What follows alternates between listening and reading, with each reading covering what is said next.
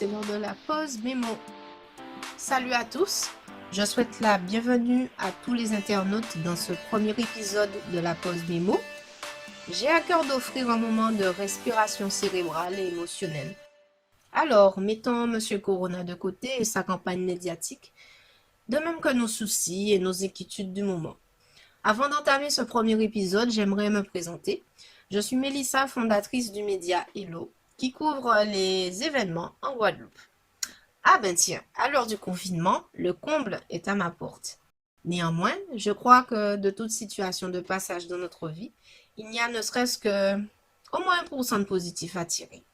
Alors, plutôt que de buller devant mon écran, j'entreprends cette démarche de partage, de réflexion.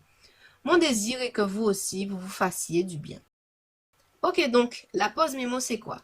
Ben, c'est tout simplement un temps de partage que je voudrais faire sur une thématique afin de faire ressortir le côté positif.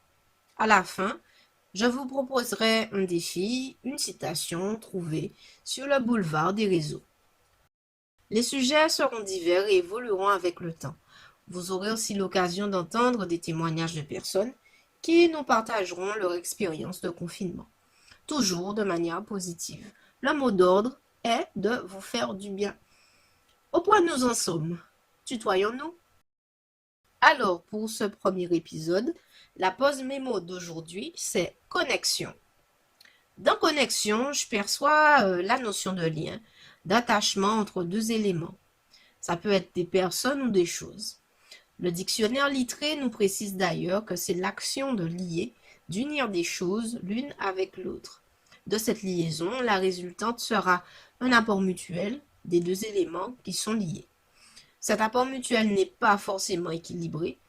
Ça peut être par exemple un rapport dominant-dominé. Mais aujourd'hui, ce n'est pas le sujet. Donc, pourquoi j'ai choisi le mot connexion?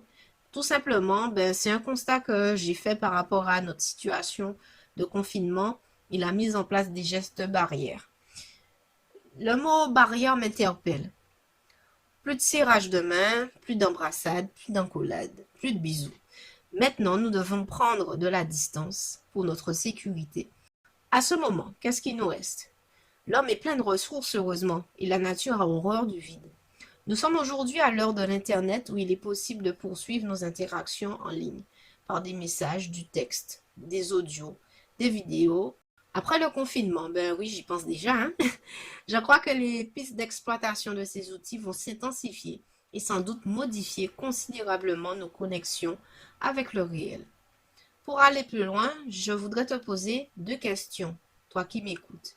La première, c'est à qui tu es connecté aujourd'hui? Que ce soit de manière physique ou virtuelle, quelles sont les personnes avec lesquelles, à tous les coups, il ressort une richesse en créativité, en inspiration, en réflexion ou en influence? Deuxième question, à quoi tu es connecté? Je pense qu'il faut discerner la nuance entre le fait d'être surconnecté et sous-connecté. Je t'inviterai à rechercher un équilibre. Ce à quoi tu es connecté, qu'est-ce que cela produit chez toi de positif? Il n'est pas dit non plus que l'on devrait être connecté 24 sur 24, 7 jours sur 7. Je pense qu'on a le droit de déconnecter pour mieux se reconnecter. Se déconnecter pour se détacher de l'atmosphère ambiante, des mauvaises nouvelles. Pouvoir faire une pause aussi, c'est important. Et ensuite se reconnecter pour mieux appréhender le flot extraordinaire d'infos fondées ou non. Je parle de reconnecter, mais reconnecter à quoi? Déjà reconnecter avec soi-même en premier lieu. C'est quand la dernière fois que tu as fait quelque chose pour toi? J'aimerais faire une petite parenthèse biblique. Lorsqu'on lit la Bible, on y voit la vie de Jésus qui est transposée en 2020. Ce serait comparable à un homme hyper médiatisé. Un homme entouré de toutes parts, que tout le monde suivrait 24 heures sur 24, 7 jours sur 7. On peut imaginer les personnes qui littéralement se battraient afin de pouvoir l'approcher. Dans Marc, chapitre 3, verset 9, on peut lire que Jésus chargea ses disciples de tenir toujours à sa disposition une petite barque afin de ne pas être pressés par la foule.